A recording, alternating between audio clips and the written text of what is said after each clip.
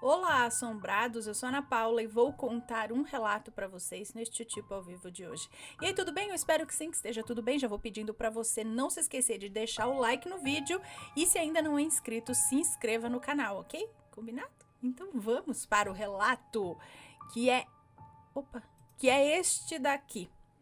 Quando o real e o invisível se tocam. Vamos ver. Olá, Ana. Aqui é a fulana, mas se quiser pode me chamar de fulana para facilitar.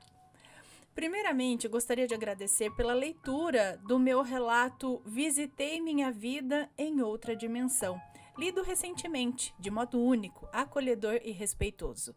Emocionante, como sempre. Obrigada. Digo isso porque, afinal, aqui relatamos coisas íntimas que nos acontecem. Exatamente. Na maioria das vezes, sem explicação, o que nos deixa desamparados diante da realidade da vida. Muitas vezes somos ridicularizados ou simplesmente ignorados. Mais uma vez, gratidão. Imagina, eu que agradeço por compartilhar essas histórias tão sensíveis e tão íntimas comigo e conosco aqui no canal, né? Com todos nós, né, assombrados. Somos gratos. Diferente daquele relato onde fui buscar na ciência as possibilidades para o que me aconteceu, aqui neste relato de hoje trago para você e os assombrados a impotência diante do sobrenatural. Enfim, sem mais delongas, vamos ao relato, todos os nomes estarão trocados. O ano é só 1998. É isso? O ano é só 1998. E o local, uma cidadezinha chamada... Pode falar? Acho que pode. Acho que não tem problema. Vamos lá. E o local, uma cidadezinha chamada Jacarezinho, no norte do Paraná, divisa com São Paulo. Na época, eu tinha 28 anos. Eu, meu marido na época, Isaac, e nossos 2 filhos mais velhos, Catarina, de 3 anos, e Jonas, de pouco mais de 1 ano, e os nossos pets caninos, Duda e Bernardo. Nós estávamos morando nessa cidade há cerca de pouco mais de 1 ano, então a casa em que vivíamos foi vendida e tivemos que procurar outra rapidamente. Buscamos uma imobiliária e um corretor nos auxiliou com a busca. Então nos apresentou uma casa no bairro São Pedro, próximo ao centro. Um aluguel razoável, a casa atendia às nossas necessidades, então, sem tempo nem disposição para ficar procurando, fechamos a locação. A casa tinha 2 quartos, 2 salas, banheiro, cozinha, lavanderia e varanda. Estou detalhando porque isso vai ser relevante mais adiante. Era uma construção curiosa, pois ao entrar na casa, de cara você percebia que ela havia sido construída em 2 momentos, pois a cozinha, o corredor dos varais, a lavanderia e um dos quartos pertenciam a uma construção antiga.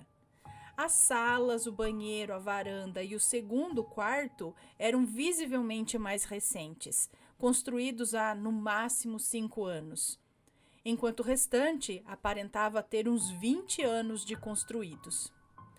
No dia da mudança, descarregamos e distribuímos as caixas pelos ambientes. Então, enquanto eu e Isaac ajeitávamos as coisas, as crianças foram brincar de abrir as caixas no quarto deles. Em certo momento, passei pela porta do quarto e vi que a Catarina havia empurrado uma caixa até a janela e subido em cima. Ela brincava falando virada para um corredor que havia ali nos fundos, onde estavam esticados os varais. O corredor era fechado de todos os lados por muros, sendo o único acesso por uma porta que saía da cozinha. Mais tarde, ao passar pelo quarto novamente, eu notei que ela parecia conversar com alguém. Um amigo imaginário, pensei. Já que o Jonas ainda não falava, né? E brincava distraído, sentadinho no chão. Catarina sempre foi uma criança meiga, um tanto tímida. E mesmo hoje, aos 30 anos de idade, ela não é muito falante. Por isso me chamou a atenção vê-la tão falante. Então eu perguntei: com quem você está falando, filha? E ela respondeu: com a menina. Que menina? Ao que ela responde: aquela ali no corredor com o cachorro. Ana, eu vou te confessar, eu gelei. Mas logo em seguida, o meu lado racional falou: tá, a amiga imaginária pode ter um cachorro imaginário. Então eu não falei nada e voltei para a arrumação. Passaram-se alguns dias, não mais do que 2 semanas, e coisas bem estranhas começaram a acontecer. As lâmpadas da casa simplesmente explodiam. Elas não queimavam, elas explodiam. Por vezes causando até ferimentos com os estilhaços se estivéssemos por perto. O Bernardo, filhote de doguinho de 6 meses, morreu sem nem ficar doente. Encontramos ele morto, sem sinais de nada, tipo um mal súbito. Duda, que já estava conosco há mais tempo, ficou bastante doente, mas conseguimos salvar. O corredor dos varais, apesar de ser todo cercado de muros, ventava terrivelmente nele. Era assim, sem explicação. Mas, Ana, era muito vento. As roupas não paravam no varal. Apareciam no chão com os prendedores ainda presos nelas. E o curioso é que a gente ia para o quintal e não estava ventando. Mas no corredor a ventania era permanente. A Catarina continuava a conversar com a tal menina do cachorro o tempo todo. Brincava e falava com ela todo o tempo. Ria, corria pela casa. Então, uma noite, eu levantei, cerca de 1h da manhã. Levantei para dar mamadeira para o Jonas. Ao final, lembro perfeitamente de tê-lo colocado na cama e levado a mamadeira com cerca de uns 3 dedos de leite de resto assim, e colocado dentro da pia. Voltei para a cama e dormi. De manhã, levantei e fui fazer a mamadeira do Jonas de novo. E cadê a bendita? Tinha sumido. Sozinha durante a madrugada. Como que sumiu? Reviramos a casa e nada. Compramos outra mamadeira e seguimos a vida. Cerca de 3 dias depois, a mesma rotina. Acordei 1 da manhã para fazer mamadeira para o Jonas. Ao ir até a cozinha levar a mamadeira para a pia, qual não é a minha surpresa ao encontrar a mamadeira dentro da pia onde eu havia deixado fazia 3 dias. Ana, e o mais bizarro, pelo menos na minha opinião, é que o restante de leite não estava azedo. Como? 3 dias depois, o leite não ter azedado? Mas mesmo assim eu pensei, o Isaac deve ter encontrado a mamadeira. Quando ele acordou, perguntei e a surpresa dele foi a mesma. Mas acabamos por deixar para lá, afinal não conseguíamos explicar aquilo. Passado alguns dias, ao chegar em casa de noite, o Isaac sempre foi professor e chegava em casa por volta da meia-noite. Então, ao entrar em casa, na cozinha, ele se deparou com um gato sinistro. Ana, o gato parecia ter saído do Pet Sematary, sabe? Do filme. Eu juro, era um animal imenso, todo machucado, cheio de marcas e tinha um miado aterrorizante e um olhar mais assustador ainda. E para piorar, ele fez as suas necessidades no meio da cozinha. Na verdade, Ana, foi em cima da mesa. Miga, era algo descomunal até pro tamanho daquele gato. A aparência daqueles dejetos que ele fez em cima da mesa da cozinha era horrível. Mas, curiosamente, não tinha cheiro. O que é bem curioso, né? Já que se tratava de um gato. Ana, ficamos tão assustados porque a gente sabe que, assim, xixi e cocô de gato, o negócio tem um cheiro bem forte. Quem tem gato sabe, né? O negócio você sente, né? Mas, pelo que ela fala, a quantia daquilo foi demais até pro tamanho do gato, que era um gato enorme, que ela falou. Muito cocô de gato ali, mas sem cheiro algum.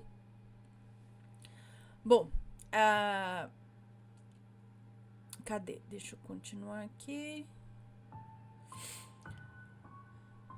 o que é bem curioso, né? Já que se tratava de um gato. Ana, nós ficamos tão assustados que trocamos a mesa. Seria engraçado se não fosse trágico. Esse gato perseguiu a chegada do Isaac por semanas. Toda vez ele chegava e encontrava o gato nos lugares mais improváveis, até que de repente sumiu. Então, numa noite tranquila, na madrugada, eu acordei com os gritos da Catarina. Preciso esclarecer aqui que o Isaac tem um sono muito, mas muito pesado. Ele não acorda com nada. Então, ao chegar no quarto, eu me deparei com uma cena assustadora e inexplicável. A Catarina estava de pé, histérica, gritava e chorava, dizendo: "O cachorro me mordeu! O cachorro me mordeu!" Ela gritava. Confusa, tentando acalmá-la, notei um molhado no edredom. Parecia xixi. Mas, ao tocar, percebi que parecia, na verdade, um óleo. E o cheiro era uma mistura de terra molhada e ferrugem. Algo assim. Examinei a Catarina e ela estava sequinha. Olhei para o Jonas, que dormia profundamente, também sequinho. Peguei a Catarina e o Jonas e levei para o quarto. Tudo isso aconteceu e o Isaac não acordou. No dia seguinte, notei que na perna esquerda da Catarina havia uma espécie de arranhão grosso e fundo, que ia do joelho até o meio do pé. Guarde essa informação. E deu muito trabalho para cicatrizar, muito mais do que o normal. A partir desse episódio, tudo piorou muito. A Catarina passou a não dormir direito. Durante o dia, ela corria para mim apavorada, dizendo que a menina e o cachorro estavam dentro de casa, perseguindo ela. Depois que escurecia, ela só queria ficar no meu quarto. Me fazia trancar a porta e ficava olhando por baixo da porta. E quando eu perguntava, ela dizia que a menina e o cachorro estavam do outro lado. Eu não sei se impressionada, uma vez eu jurei ter visto sombras. Enfim, Catarina estava com olheiras, ela não dormia direito, a situação estava ficando fora de controle. Então, numa noite, as crianças dormiam em seu quarto, eu e Isaac no nosso. Quando acordei de manhã, tomei um susto, pois a Catarina e o Jonas estavam em nossa cama, entre o Isaac e eu. Eu fiquei surpresa, inclusive, porque a porta estava fechada por dentro. E eu pensei, meu Deus, que sono foi esse que eu tive, que o Isaac acordou para pegar as crianças e eu não vi? Pois não havia como eles terem vindo sozinhos. A porta estava trancada, isso? Quando o Isaac levantou, eu perguntei para ele: que horas você pegou as crianças e colocou no quarto? Ele me olhou surpreso e respondeu: não foi você? Porque eu não fui. Ana, eu gelei. Eu gelei. Um arrepio cruzou meu corpo. Porque a Catarina até poderia ter ido sozinha, mas o Jonas não. Mas peraí, a porta estava trancada ou não? Então não estava trancada por dentro. Mas ela diz que eles não poderiam ter ido? A Catarina até poderia ter ido sozinha, mas o Jonas não. E a Catarina não conseguia pegar o irmão no colo ou coisa assim, já que a diferença de idade entre eles era pequena. Deixa eu só relembrar quantos anos a Catarina tinha. Peraí que ela fala aqui. A Catarina tinha 3 aninhos e o Jonas acabado de fazer 1 ano. Tá. Então ela não conseguiria pegar ele no colo, né? A diferença entre eles era pequena. Ana, eu não sabia mais o que fazer. Esse episódio do quarto mexeu comigo, pois eu percebi que estava totalmente impotente diante desses fenômenos que estavam afetando a vida da minha filha diretamente. Desesperada, procurei por ajuda. A mãe de uma amiga era diretora do centro espírita kardecista da cidade. Visitou a casa e me disse que na parte nova da construção era tranquilo, mas que na parte antiga havia uma energia muito perturbada me orientou a acender velas e orar todos os dias de manhã e à noite. Fiz tudo o que ela mandou e nada. A minha filha continuava com medo e se sentindo perseguida. Já estava pensando em procurar outra casa. Mas o Isaac me lembrava que se fizéssemos isso, teríamos que pagar a multa contratual, que era meio salgada. Estava realmente sem saída. Até que, numa madrugada, eu acordei passando mal. Eu sou asmática. Mas eu acordei na pior crise alérgica da minha vida. Então, ao sentar na cama, procurando a bombinha de asma, quando eu olhei o ambiente, eu notei uma névoa de poeira muito fina que descia do teto, como que se passasse pelas frestas do forro do teto. Com muito custo, consegui acordar o Isaac. Fui dali para o hospital, onde fiquei internada 2 dias. As crianças foram para a casa da minha irmã. Então eu comuniquei ao Isaac que eu não voltaria para casa, né? Que eu iria para a casa dos meus pais. Aquela em São Caetano do Sul, do relato anterior, e que só voltaria para casa quando ele tivesse alugado outro imóvel. E assim eu fiz. Peguei as crianças e viajei. Cerca de 1 semana depois, o Isaac me ligou e disse: encontrei uma casa muito boa. E o melhor, fomos dispensados da multa de contrato. Então segue agora o depoimento do Isaac sobre a sua conversa com o corretor. O Isaac me conta que chegou na imobiliária muito sem jeito e disse para o corretor que precisava de outra casa. Então ele foi interrompido pelo corretor com a seguinte frase: ah, tranquilo, professor. Vocês até duraram muito na casa. Normalmente as pessoas entregam antes de 3 meses. Nós ficamos lá por 6 meses. Aliviada, eu voltei já para casa nova. Então, passados uns 4 meses, num domingo, fomos acordados por uma pessoa que nos dava a notícia do falecimento do marido da vizinha da frente da casa maldita. Eu relutei. Eu não queria ir. Argumentava com o Isaac que eu jamais havia conversado com aquelas pessoas e nem nunca tinha visto o marido da vizinha. Mas foi em vão. O Isaac me lembrou que era uma cidade pequena e que seria deselegante não comparecermos ao velório. Então lá fomos nós, para casa em frente à casa maldita, para o velório do desconhecido, pelo menos para mim. Ele estava sendo velado na casa. Chegando lá, não consegui entrar. A casa estava cheia. Cumprimentei a viúva e fui para o quintal. Estava ali olhando a casa em que eu morei, pensando em todas as coisas que passamos lá. E assim, sabe, perdida em pensamentos, fui surpreendida pela viúva ao meu lado, que disse: uma pena vocês terem ido embora. Ana, eu nunca tinha interagido com esta mulher quando fomos vizinhas. E eu respondi que não deu certo. Então ela vira para mim na maior naturalidade e diz: foi a menina, né? Eu olhei para ela assustada, mas consegui disfarçar e perguntei: que menina? Não sei do que você está falando, que menina? Aí ela respondeu: a menina e o cachorro. Ela deu um... tá. Ela falou, a menina e o cachorro. Gente, se a mulher sabia. A menina e o cachorro. Aí ela deu um tempo e continuou. Faz quase 15 anos. Morava nessa casa uma menina de uns 6 anos e o seu cachorro. Certa vez o portão abriu. O cachorro escapou e a menina correu atrás dele. E ambos foram atropelados e mortos por uma caminhonete. Ana, sabe aquela sensação em que o calor sobe e o frio desce? Você sente enjoo, falta de ar, tudo junto? Foi assim que eu me senti. Logo depois eu respirei aliviada por ter ido embora. E na minha cabeça esse assunto havia ficado para trás. O que realmente aconteceu? Catarina melhorou, voltou ao normal e a vida seguia.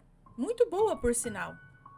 até o fatídico dia 21 de novembro de 1999, quando a Catarina foi atropelada numa rua de um condomínio fechado por uma caminhonete. Esse episódio em si dá até um relato à parte, mas de qualquer forma deu início a um dos períodos mais sofridos de nossas vidas, porque o acidente foi grave. A Catarina só voltaria a andar mais de 1 ano depois. Mas de tudo o que eu não pude deixar de notar era que a perna do acidente era a mesma perna que o tal do cachorro havia mordido naquele episódio, lembra?